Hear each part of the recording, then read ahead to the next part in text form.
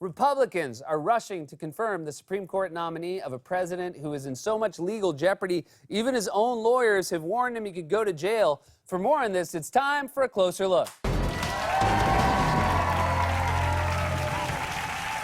Let's just step back for a moment and consider the fact that Trump is trying to appoint someone to a lifetime seat on the Supreme Court while simultaneously being implicated in a truly staggering number of criminal cases and corruption scandals. That's like Bonnie getting arrested and saying, "You know who'd make a great judge? Clyde." Just to review, here's what we already know about the various crimes and corruption scandals swirling around the president. His campaign chairman was convicted on 8 counts of tax and bank fraud. His deputy campaign chairman admitted to embezzlement and money laundering. His personal lawyer admitted he conspired with the president to break federal election laws to pay hush money to cover up an affair. His national security advisor pled guilty to lying to the FBI about his contacts with the Russians. His foreign policy advisor also pled guilty to lying to the FBI about his contacts with Russians. His first congressional backer was indicted for insider trading. His second congressional backer was indicted for wire fraud and campaign finance violations. A Republican lobbyist just pled guilty to steering illegal funds from a pro-Russian oligarch to Trump's inauguration. And Stephen Miller has been sleeping rent-free in the White House attic. Now, Trump's already expressed support for a few of those guys, and now he's backing 2 more alleged criminals, GOP Congressman Chris Collins and Duncan Hunter. On Monday, Trump slammed Attorney General Jeff Sessions for allowing prosecutors to bring cases against them, openly admitting that those cases were hurting Republicans' chances in the midterm elections. The president writes, quote, 2 long-running Obama-era investigations of 2 very popular Republican congressmen were brought to a well-publicized charge just ahead of the midterms by the Jeff Sessions Justice Department. 2 easy wins now in doubt because there is not enough time. Good job, Jeff. The Democrats, none of whom voted for Jeff Sessions, must love him now. First of all, no one loves Jeff Sessions. He looks like a haunted doll that moves whenever you look away. I could have sworn I put my little Sessions on that chair and, oh my God, he's behind me. Second, think about that. Trump just openly admitted on Twitter that he wants the Justice Department, which is supposed to be independent, to cover up crimes by Republicans in order to help them win elections. Not only is Trump corrupt, but he's so obvious about it. He's like a guy who would try to pick your pocket from the front. Whoops, I bumped into you by accident. Now, just give me a second and I'll be on my way.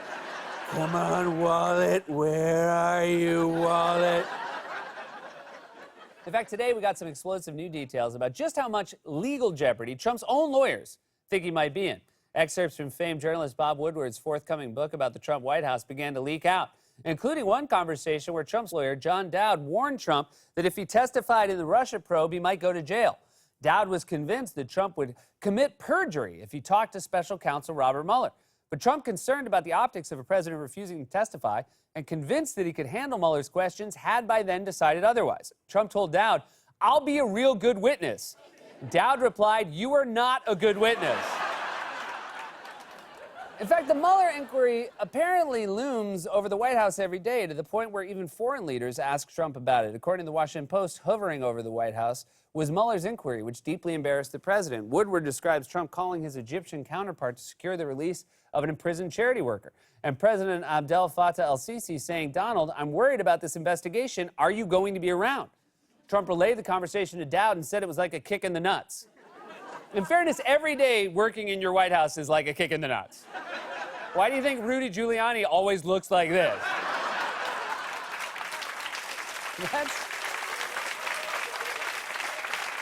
That's the face of a guy who lost a bet and has to stand in front of a tennis ball machine without a racket. Apparently, Trump knew this book would be explosive because last month he called Woodward to talk about it.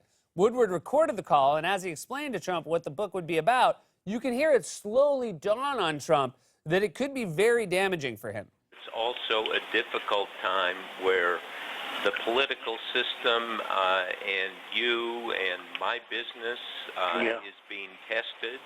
And I take it very seriously. I've done books on 8 presidents going back from Nixon, Obama. Right. And I learned something about reporting, frankly, Mr. President. Good. I've got to go talk to people and see them outside of the White House and outside of their offices and gained a lot of insight and documentation, and it's, you know, it's a tough look at the world and your administration and you. Right. Well, I assume that means it's going to be a negative book. Oh, my God. He's like a guy who doesn't understand why he's being dumped. I'm breaking up with you because you're dumb, annoying, selfish, ugly, and I don't like you, and I'm not attracted to you in any way. So it sounds like you're on the fence about going to prom with me? So Trump is harassing and threatening the Justice Department, and even his own lawyers have warned him he might go to jail, which is why it's absurd to let him appoint anyone to a permanent seat on the Supreme Court, let alone a lifelong partisan Republican like Brett Kavanaugh. And yet, not only are Republicans rushing forward with Kavanaugh's nomination, they're doing it with an unprecedented level of secrecy. The Trump White House, citing executive privilege, is withholding from the Senate more than 100,000 pages of records from Kavanaugh's time as a lawyer in the Bush administration. Republicans are trying to hide as much about Kavanaugh's record as they can because they know it would be damning. So what do they want you to know about Kavanaugh instead? They want you to know that he's just like your next-door neighbor. This is a guy who coaches in basketball, We have pictures. who We'll show. does all kinds of food pantries. He's like your next door neighbor. And then he talked about his daughter, and then he talked about CYO and food pantries. And I said, you know what? This is the guy next door. Just a really nice guy, just a decent person of integrity. You have to see his eyes light up when he talks about his daughters coaching their basketball team. One friend called him a regular old carpool dad. I think we all know what that is. It's the dad who drives the kids to school. Oh, is that what it is? The two words with their exact definitions? He's like a peanut butter sandwich. We all know what that is. It's a sandwich with peanut butter on it. And I'm sorry you think he's qualified to be a Supreme Court justice because he's a carpool dad? Anyone can drive a car. Ruth Bader Ginsburg pulled one when she won World's Strongest Judge. Now, today, Democrats tried to do everything they could to delay the hearing until all of Kavanaugh's records were released, and the chairman of the committee, Iowa Senator Chuck Grassley, did everything he could to ignore them.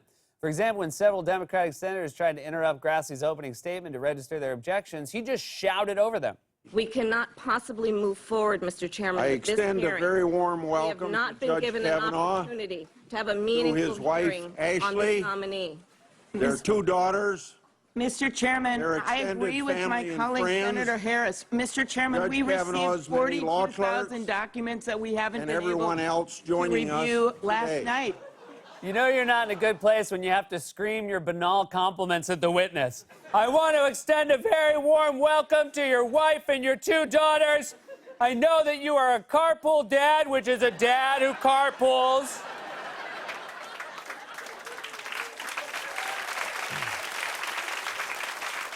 Then, when Senator Cory Booker interrupted Grassley to express his frustration with the process, Grassley tried a new tactic, ignoring Booker and softly tapping his gavel. This committee, sir, is a violation of even the values I've heard you talk about time and time again.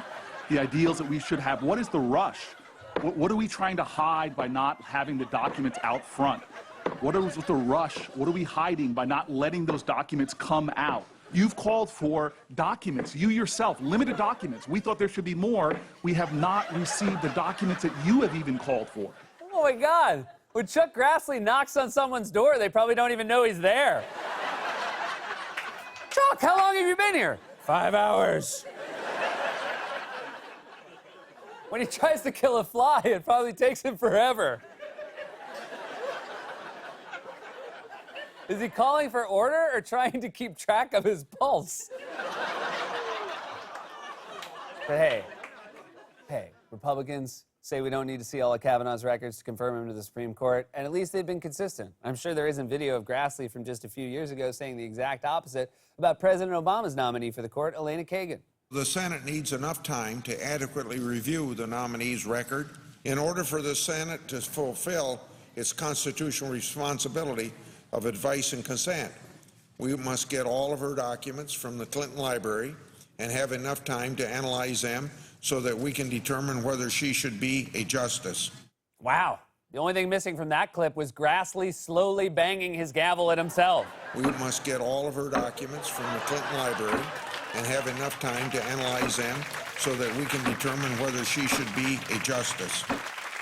Republicans are rushing to confirm the Supreme Court nominee of a president under criminal investigation who's trying to subvert the justice system to his own political ends so they can roll back voting rights, reproductive rights, and workers' rights and solidify their grip on power.